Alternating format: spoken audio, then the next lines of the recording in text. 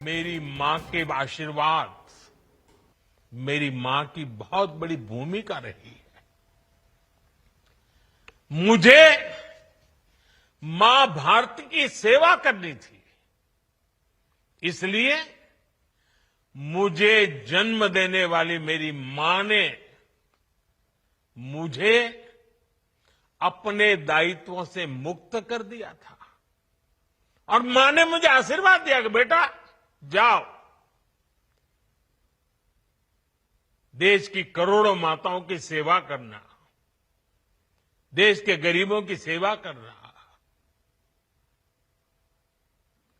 उस मां के ही आशीर्वाद से मैं चल पड़ा था और इसलिए मुझे आज इस बात की पीड़ा है कि जिस मां ने मुझे देश सेवा का आशीर्वाद देकर देश सेवा के लिए रवाना किया, भेजा। हर मां चाहती है कि उसका बेटा उसकी सेवा करे। हर मां चाहती है कि बेटा बड़ा हो, मां के लिए कुछ न कुछ करता रहे। लेकिन मेरी मां ने खुद के लिए नहीं, आप जैसी करोड़ों माताओं की मैं सेवा कर सकूं, इसलिए खुद से अलग करके मुझे जाने की इजाजत दी। आप सब जानते हैं, अब मेरी मां का शरीर तो इस दुनिया में नहीं है। कुछ समय पहले 100 साल की उम्र पूरी करके वो हम सबको छोड़ के चली गई। मेरी उस मां को, जिसका राजनीति से कोई लेना देना नहीं, जिसका शरीर भी अब नहीं है, मेरी उस मां को आरजेडी कांग्रेस के मंच से भद्दी भद्दी गालियां दी गई। माताएं बहनें, मैं देख रहा हूं आपके चेहरे, आपको भी कितना दर्द हुआ होगा। मैं देख रहा हूं कुछ माताओं की आंख में आंसू मुझे नजर आ रहे हैं। ये बहुत ही दुख देने वाला है, कष्ट देने वाला है, पीड़ा देने वाला है। क्या गुनाह, उस मां का क्या गुनाह जैसे भद्दी गालियां सुना दी जाए। साथियों, हर मां अपने बच्चों को बहुत तपस्या करके पालती है। यहां मेरे सामने बैठी हुई हर मां उतनी ही लगन से, उतनी ही तपस्या से अपने बच्चों को पालती है। बच्चों से बड़ा मां के लिए कुछ नहीं होता है। मैंने भी बचपन से अपनी मां को ऐसे ही रूप में देखा था। उन्होंने बहुत गरीबी में बहुत सारी तकलीफें सहते हुए अपने परिवार को, हम सब भाई बहनों को पाला था। मुझे याद है, बारिश का मौसम आने से पहले मां इस कोशिश में जुट जाती थी कि छत न टपके, ताकि उसके बच्चे चैन से सो सके। मां बीमार होती थी, फिर भी पता तक नहीं चलने देती थी, काम करती रहती थी, काम पर जाती थी। वो जानती थी कि अगर उसने एक दिन आराम किया तो हम बच्चों को दुख सहना पड़ेगा। कठिनाइयों का पता मेरे पिताजी को भी लगने नहीं देती थी मां। वो अपने लिए कभी कोई नई साड़ी तक खरीदती नहीं थी। वो एक एक पाई जमा करती थी। ताकि अपने बच्चों के लिए एक जोड़ी कपड़ा बनवा सके। और बात भले मैं मेरी मां की कर रहा हूं, लेकिन मेरे देश में करोड़ों मां ऐसे ही तपस्या करती है। मेरे सामने जो माताएं बहनें बैठी है ना, उन्होंने भी इतना ही कष्ट झेला है। एक गरीब मां जीवन भर ऐसे ही तप कर अपने बच्चों को शिक्षा दीक्षा देती है, ऊंचे संस्कार देती है।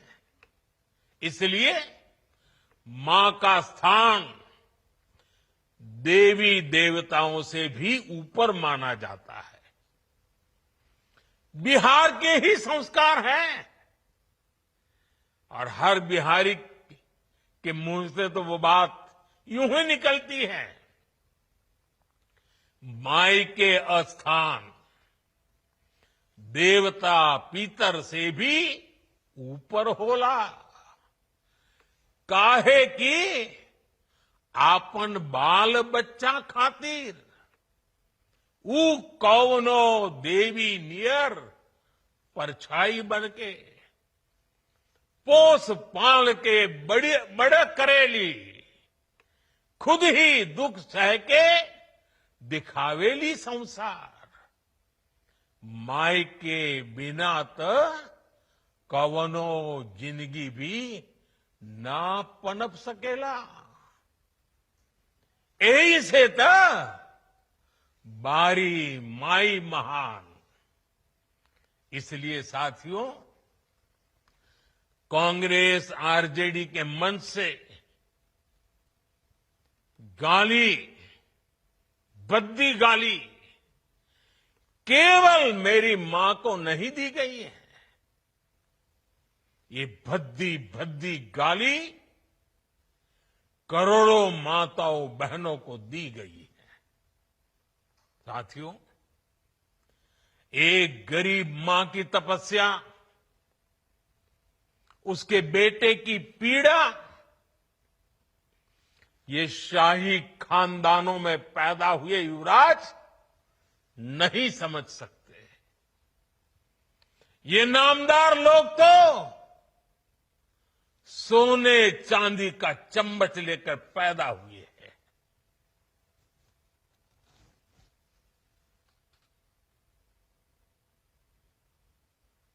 वो तो यही मानते हैं कि देश और बिहार की सत्ता इन्हें अपने खानदान की विरासत लगती है। इन्हें लगता है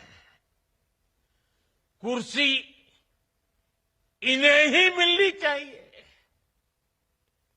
लेकिन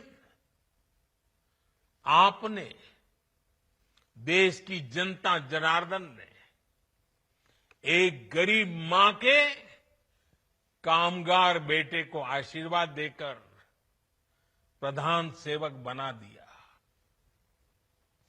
ये बात नामदारों को पच नहीं रही है। कोई पिछड़ा, अति पिछड़ा आगे बढ़ जाए, ये कांग्रेस के तो कभी बर्दाश्त नहीं हुआ है। इनको लगता है नामदारों का तो अधिकार है कामदारों को गालियां देना। इसलिए आए दिन ये गालियों की झड़ी लगा देते हैं। माताएं बहनें, आप भी सुना होगा, आपके भी कान पे पड़ा होगा कि मुझे भी इन्होंने कैसी कैसी गालियां नहीं दी। ये लिस्ट बहुत बड़ी लंबी है और उनका कोई बड़ा नेता भी ये गालियां देने में बाकी नहीं रहा है। ये नफरत, ये नामदारों का अहंकार, ये कामदार के खिलाफ गाली बनकर के फूटता रहता है। कभी ये मुझे नीच कहते हैं, गंदी नाली का कीड़ा कहते हैं, जहर वाला सांप बोलते हैं। आपने तो अभी अभी सुना होगा, यहां बिहार चुनाव में भी मुझे तू तड़ाक करके गाली देकर इनकी नामदार वाली सोच बार बार उजागर हो रही है। और इसी सोच की वजह से ये लोग अब मेरी स्वर्गीय मां को, जिसका शरीर नहीं रहा है, जिसका राजनीति से कोई लेना देना नहीं है, ऐसी मेरी स्वर्गीय मां को भी अपने मंच से गालियां दिलवाने लगे हैं। साथियों, मां को गाली देने वाली सोच, बहन को गाली देने वाली सोच महिलाओं को कमजोर समझती है। ये मानसिकता महिलाओं को शोषण और अत्याचार की वस्तु मानती है। इसलिए जब जब महिला विरोधी मानसिकता को सत्ता मिली है, सबसे ज्यादा तकलीफें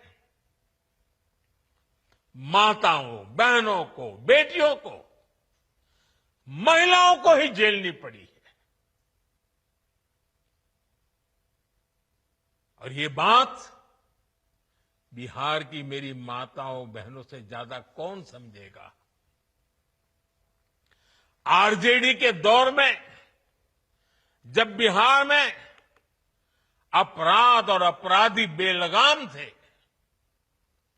जब हत्या, फिरौती और बलात्कार सामान्य बात थी, आरजेडी सरकार हत्यारों और बलात्कारियों को संरक्षण देती थी। आरजेडी के उस राज की सबसे ज्यादा चोट किसे उठानी पड़ती थी? बिहार की मेरी माताओं को, बिहार की मेरी बेटियों को, बिहार की मेरी बहनों को, हमारी बिहार की महिलाओं को उठानी पड़ती थी। महिलाएं घर से बाहर निकलने में सुरक्षित नहीं थी। उनके पति, उनके बेटे शाम तक जिंदा घर लौटेंगे, इसका कोई ठिकाना नहीं होता था। कब उनका परिवार उजड़ जाएगा, कब फिरौती के लिए उन्हें अपने जेवर बेचने पड़ जाएंगे, कब कोई माफिया उन्हें घर से उठवा लेगा, कब उनका सुहाग उजड़ जाएगा। हर महिला इसी खौफ में जीती थी। बिहार लंबी लड़ाई लड़कर उस अंधेरे से बाहर निकला है। आरजेडी को हटाने